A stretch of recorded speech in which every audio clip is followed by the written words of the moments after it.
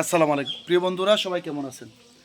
আজকে আপনাদেরকে দেখাবো যে আপনার সামান্য একটু জায়গা থাকলেও কিভাবে মরিচের চারা, বেগুনের চারা বা আরও সঙ্গে কিছু চারা লাগাতে পারেন। এই দেখেন, আমি এখানে 3টা বা 4টা মরিচের চারা আমার আছে। এ হলো একটা মরিচের চারা, এ হলো 2টা, আর হলো আরেকটা মরিচের, 3টা মরিচের চারা আমি এখানে রোপণ করেছি বাড়ির পাশে। এই দেখেন, এখানে যদি এর আগে এটা দেখছেন, এই যে বেগুনের চারা, আপনারা দেখেন কীভাবে বেগুন আসছে, এভাবে বেগুন। হ্যাঁ, এই যে বেগুনের চারা, এইখানে একটা মরিচের চারা আছে।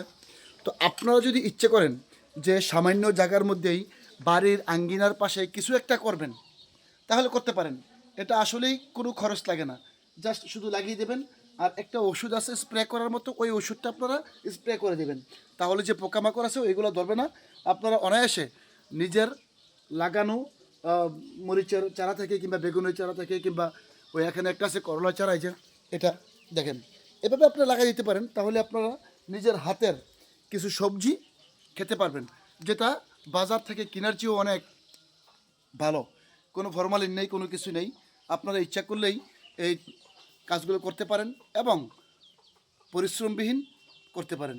তো আসলে জায়গা ফেলে না রেখে আমাদের সবার উচিত এরকম জায়গা থাকলেই, বেশি জায়গা কিন্তু লাগে না। দেখেন, অল্প পরিমাণে জায়গা 3টা মরিচের গাছ কত বড় বড় হয়েছে। এই যে মরিচের এই ফুলগুলো দেখেন, ফুলগুলো এই যে এটার মধ্যে নতুন নতুন এই যে ফুল আসছে, ওইটার মধ্যেও ফুল আসবে। এই যে মরিচের মধ্যে দেখেন, আলহামদুলিল্লাহ অনেক মরিচ হবে। তো সেখানে আপনি বাজার থেকে কিনে আনার চেয়ে যখন আপনি লাগাবেন নিজের হাতে, তখন কিন্তু এটার খাওয়ার স্বাদই অন্যরকম হয়ে থাকে।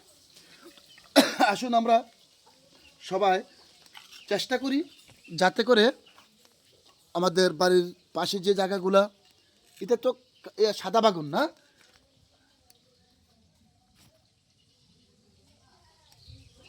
অনেক বাগুন আসছে মোটামুটি।